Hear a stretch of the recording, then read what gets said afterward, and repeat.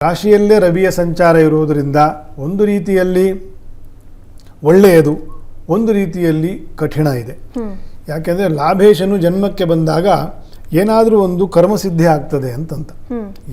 ಯಾವುದೇ ಲಾಭೇಶನು 11ನೇ ಮನೆಯ ಯಾವುದೇ ಗ್ರಹ ಜನ್ಮಕ್ಕೆ ಬಂದಾಗ ಏನಾದರೂ ಒಂದು ಕರ್ಮಸಿದ್ಧಿ ಆಗ್ತದೆ, ಏನಾದರೂ ಒಂದು ಒಳ್ಳೆ ಪರಿವರ್ತನೆ ಆಗ್ತದೆ ಅಂತ. ಆದರೆ ಅಲ್ಲಿ ಆಗಿರೋದ್ರಿಂದ ಮತ್ತು ಜನ್ಮದಲ್ಲೇ ಕುಜನೂ ಇರೋದರಿಂದ ಪಿತ್ತದೋಷಗಳು ಆಗ್ತಕ್ಕಂಥದ್ದು, ಟೆನ್ಷನ್ ಆಗೋದು, ನರಸಂಬಂಧಿ ದೋಷಗಳು ಬರ್ತಕ್ಕಂಥದ್ದು.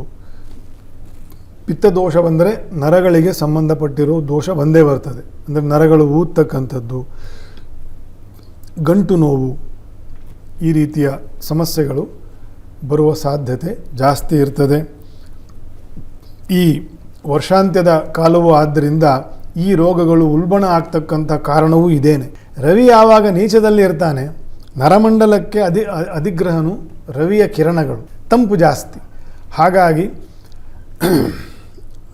ಕಷಾಯಗಳನ್ನು ಈ ಚಾತುರ್ಮಾಸ್ಯ ಮುಗಿತಕ್ಕಂಥ ಸಮಯವೂ ಕೂಡ ಮೈಯನ್ನು ಹೆಚ್ಚು ಹೈಡ್ರೇಟ್ ಆಗಿ ಇಟ್ಕೊಳ್ತಕ್ಕಂಥದ್ದು, ಪೌಷ್ಟಿಕವಾಗಿರ್ತಕ್ಕಂಥ ಆಹಾರ ತಗೊಳ್ತಕ್ಕಂಥದ್ದು, ಹಿರಿಯರು ಮತ್ತು ಮಕ್ಕಳನ್ನು ಸ್ವಲ್ಪ ಜೋಪಾನ ಮಾಡಬೇಕು. ಅಲ್ಲಿ ಕುಜನು ಇರೋದರಿಂದ ಸ್ವಲ್ಪ ಸಮಸ್ಯೆಗಳು, ಅಂದರೆ ಸಂಚಾರದಲ್ಲಿ ಸಮಸ್ಯೆ, ಎದ್ದು ಬಿದ್ದು ಮಾಡ್ತಕ್ಕಂಥ ಒಂದು ದೋಷಗಳು ಬರಲಿಕ್ಕೂ ಸಾಧ್ಯತೆ ಇದೆ. ಈ ದೋಷ ನಿವಾರಣೆಗೆ ಏನು ಮಾಡಬೇಕು? ಮೊದಲು ಇದನ್ನು ಹೀಗೆಲ್ಲ ಇದೆ ಅಂತಂತ ಮಾಡಿ ಅದನ್ನು ನಾವು ಮೊದಲು ಜಾಗೃತರಾಗಿರಬೇಕು. ಒಂದು ರವಿಯ ಒಂದು ಆರಾಧನೆಯನ್ನು, ರವಿಯ ಸ್ತೋತ್ರವನ್ನು, ರವಿಯ ರಕ್ಷಾ ಸ್ತೋತ್ರ, ಇದೆಲ್ಲ ಏನೂ ಬರೋದಿಲ್ಲ ಅಂತಂದರೆ ರಾಮಚಂದ್ರ ಸ್ತೋತ್ರವನ್ನು, ರಾಮನ ಆರಾಧನೆಯನ್ನು ವಿಶೇಷವಾಗಿ ಮಾಡಿದ್ರೂ ಕೂಡ ರವಿಯ ಆರಾಧನೆಯನ್ನೇ ಮಾಡ್ತಕ್ಕಂಥದ್ದು ಅಂತಂತ. ಈ ರಾಮ ರಕ್ಷಾ ಸ್ತೋತ್ರಗಳೆಲ್ಲ ರವಿಯ ಆರಾಧನೆಯನ್ನೇ ಮಾಡಿದಂತೆ ಇರ್ತದೆ. ಎಲ್ಲ ದೋಷಗಳಿಗೂ ಮೊದಲು ನಾವು ಏನೇನು ಈ ರೀತಿ ಇದೇ ಗ್ರಹಚಾರಗಳು, ಈ ರೀತಿ ನಾವು ಒಂದು ವಾಗ್ದುರಿತಗಳು ಬರಬಹುದು, ಒಂದು ಹಣ ಕಳಿಬಹುದು, ಅಥವಾ ಏನೇ ನಾವು ಹೇಳ್ತೇವೆ, ಇದರ ಬಗ್ಗೆ ಜಾಗೃತಿ ವಹಿಸೋದೇ 50% ಪರಿಹಾರ.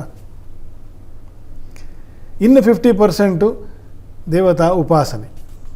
ಇಂತಿಂತಹ ತಿಂಗಳಲ್ಲಿ ಇಂತಿಂಥ ವಿಷಯಗಳಿಗೆ ಇಂತಿಂಥ ದೇವತಾ ಸ್ವರೂಪಗಳ ಉಪಾಸನೆಯನ್ನು ಮಾಡುವುದು, ರಾಮಚಂದ್ರ ದೇವರ ಉಪಾಸನೆಯನ್ನು ಮಾಡುವುದು, ರಾಮಮಂತ್ರವ ಜಪ ಮಾಡುವುದು, ಈ ರೀತಿಯ ಇದರಿಂದ ರವಿಯ ದೋಷವು ಮತ್ತು ಆರೋಗ್ಯವೂ ಕೂಡ ವಿಶೇಷವಾಗಿ ವೃದ್ಧಿಸ್ತದೆ.